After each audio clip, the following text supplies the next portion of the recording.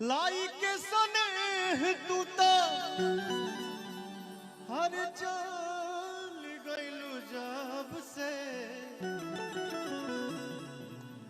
सूरज के घाम हम तो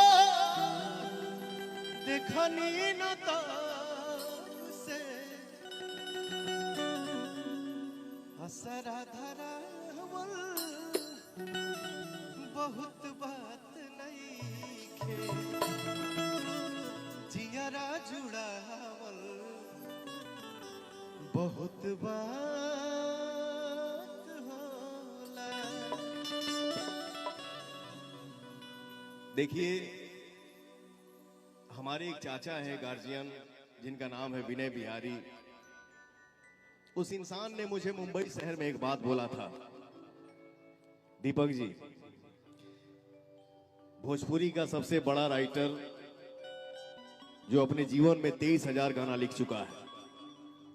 वैसे चाचा को सादर प्रणाम है।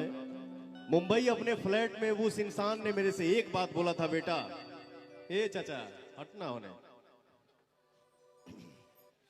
कि बेटा देखिए लगाव अलग चीज है, सच्चाई हर जगह है, बुराई हर जगह है। कौन निभा दिया तो अच्छा है, नहीं निभा तो खराब है। बट उस इंसान ने एक बात बोला था कि बेटा ये इश्क प्यार मोहब्बत ये कभी पूरा नहीं हो सकता है। इश्क में आधा स, मोहब्बत में आधा ब, प्यार में आधा प। लेकिन फिर भी क्या करिएगा, ना कोनो हाट ना बजरिया से होला, उमरिया के रोग है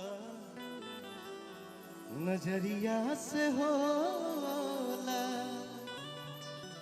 जाते जाते मैं यही कहूंगा, मैं इस देश का हनुमान हूं और ये देश मेरा राम है। सीना चीर के दिखा दूंगा, अंदर बैठा हिंदुस्तान है। दिल से बोलिए जय श्री राम।